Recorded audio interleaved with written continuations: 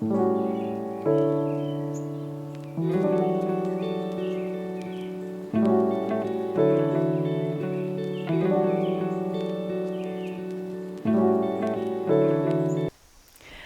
honey constant is sigasan pakta hausagay ganekochinia miyoki sigawanets. Hello everyone, my name is Honey Constant. I'm the coordinator of visitor services here at Wanuskewin Heritage Park. I am Plains Cree from Sturgeon Lake First Nation, and today we are talking about the plants as I know them. And of course, to start, I want to talk about this beautiful plant behind me.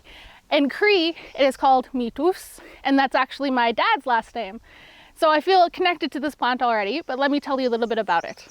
This plant, also known as trembling aspen, is a tree that we can find here in the prairies. And the reason why this name, trembling aspen, was named this because of the leaves. On a light breeze, they tremble ever so lightly and they have this beautiful sound. And we also use this tree as kind of like our old school weather network. So basically, what you can do is if you see the bottoms of these leaves, the silvery parts, and you only see this bottom on a really windy day and they're just roaring to you, that's telling you to go inside and seek shelter because a bad storm is approaching. Another cool thing about this plant is that it can also be used as a sunscreen. So the outside of the tree, the bark, is covered in white powder. And if you get enough of this white powder and put it on your skin, that can be used as sunscreen as well. Another thing, say for example, you have a cut that just won't stop bleeding.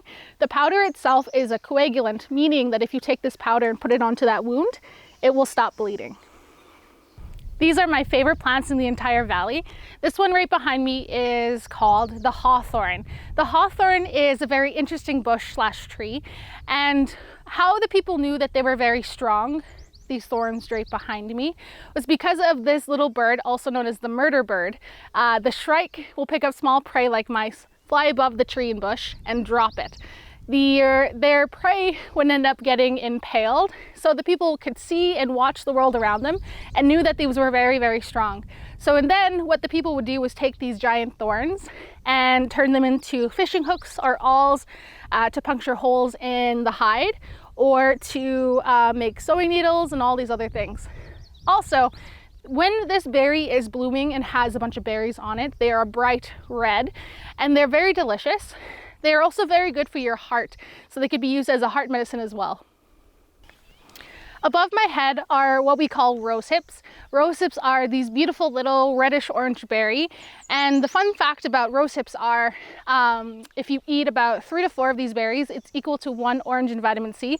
So it's very delicious and very nutritious. However, if you do not know how to properly eat them, especially off of the branch, it could cause something called itchy bum, which does not sound very pleasant at all.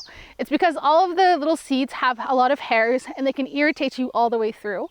But say for example, you are in the middle of winter and you need to grab some more food. These are a very good winter berry because they stay on the bush year round, so they're easy for you to find.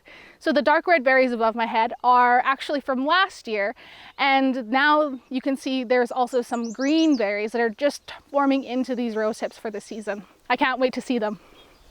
We are at the bottom of Wanuskewin Bison Jump, and as you can tell, this environment is a lot different from other places inside the valley, and that's because beneath my feet there are 2 bone beds about that thick, where there's way more bone than there's soil in 2 different locations. So what that does, as those bones are decomposing, it's putting nutrients into the soil, allowing for all of these trees and different plants to grow. So it's creating a lot more cooler environment, a lot more damp, which means behind me, it's the perfect conditions for stinging nettle to grow. And stinging nettle is a medicinal plant and also very useful. Of course, if I were to go running around in that right now, it will make me itchy, it's going to irritate, it's going to make me puff up. However, we've been told that stinging nettle is also very good for arthritis. So say for example, I had arthritis in my wrist, I can take a little bit and smack it all the way around, and it has the exact opposite effect. So it's going to pull away that moisture and that swelling and make them feel better. It's going to relieve pain. But also, stinging nettle is high in iron, so you can make some tea out of it. So if you just harvest the plant and let the leaves dry, all of those stinging bits will fall out, making it a very good high in iron tea. Also, say for example, you are making something like bow and arrows. If you'd like to get some string, you can take the center part of the stinging nettle stalk, take the bark off, and pull the inner part into string. right beside me, I found a little tiny patch of sage. So there are two types of sage that you can find in our valley. There is the horse sage, and then there is the buffalo sage. And these sages have some small differences to them, but these ones are more of the clumps. And what I love to do is just squeeze a little bit to get that oil, and it smells wonderful. Sage is one of our 4 sacred medicines that we use across North America. And sage is one of those plants that we use to smudge. So we can harvest a little bit of it, let it dry, and when we're ready for prayers to cleanse ourselves of negative emotions in our space of negative energy, we can use this sage. At the same time, what we see is a lot of deer love to roll around in the sage, and it's actually kind of like a bug repellent, and it's natural deodorant because it smells so great. So you can either find some patch of sage, roll around in it too, and that will keep the mosquitoes away and make you smell very beautiful.